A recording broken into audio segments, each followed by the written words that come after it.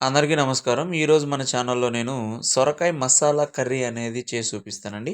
So, దానికోసం సొరకాయ నీట్‌గా క్లీన్ చేసుకొని వెజిటబుల్ కట్టర్‌తో తీసుకొని ఇలా కట్ చేస్తున్నానండి. అంటే పెద్ద పెద్ద పీసెస్‌గా కట్ చేసుకొని, అది చాలా పొడవుగా ఉంది కదా! దానికోసం నేను కొంచెం చిన్న చిన్న పీసెస్‌గా కట్ చేసుకున్నాను. దీన్ని మళ్ళీ చిన్న పీసెస్‌గా కట్ చేసుకొని ఒక బౌల్‌లో తీసుకుంటాను ఇలా. బౌల్‌లో తీసుకొని నార్మల్‌గా దీన్ని ఆల్రెడీ క్లీన్ చేశాం కాబట్టి లోపల ఏం క్లీన్ చేయాల్సిన పని లేదు. సో, నేను బౌల్‌లో పెట్టుకున్నాను. తర్వాత దానికి కావాల్సినటువంటి ఆనియన్స్, టమోటా అంతా కట్ చేసి పెట్టుకున్నా.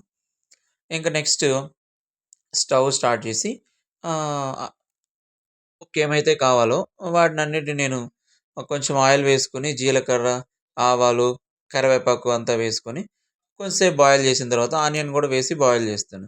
ఇంక తెలిసిందేగా ఆనియన్స్‌ని కొంచెం కలర్ చేంజ్ అయ్యేంత వరకు బాగా గరిటె సహాయంతో బాయిల్ చేస్తాను. సో, ఆ తర్వాత అందులో నేను కట్ చేసుకున్నటువంటి టమోటా ముక్కలను గూడా అందులో వేసుకొని, అవి కూడా నీట్‌గా బాయిల్ చేసుకుంటాను. ఎందుకంటే ఇది ఆయిల్‌లో బాయిల్ రాకపోతే మనం ఎక్కువ వాటర్ అనేది ఉడికించం కాబట్టి, ఈ పచ్చి వాసన పోయేంత వరకు ఆయిల్‌లో ఇలా బాయిల్ చేస్తూ ఉండాలి. సో, అలా బాయిల్ చేస్తే నీట్‌గా ఉంటది.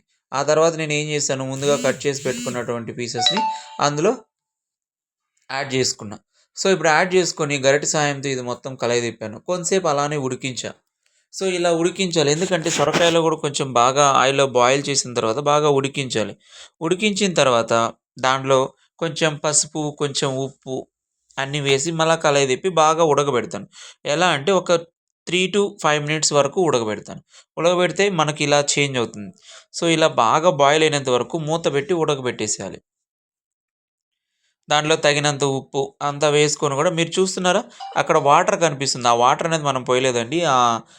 అందులో నుంచి వచ్చింది సొరకాయలో నుంచి. ఆ తర్వాత ఆహ్, చిల్లీ పౌడరు, ధనియా పౌడరు, కొంచెం గరం మసాలా అన్నీ వేసి వాటితో పాటు కలయి తిప్పాను. కలయి తిప్పిన తర్వాత కచ్చా పచ్చిగా దంచినటువంటి అల్లం, వెల్లుల్లి కూడా నేను అందులో మిక్స్ చేసేసి బాగా కలయి తిప్పేసి అలా పెట్టాను. ఇప్పుడు నేనేం చేస్తున్నానంటే దానికి తగ్గట్టు కొంచెం వాటర్ ఏస్తా. Little bit. ఎక్కువ వాటర్ ఎయగూడదండి సొరకాయలో.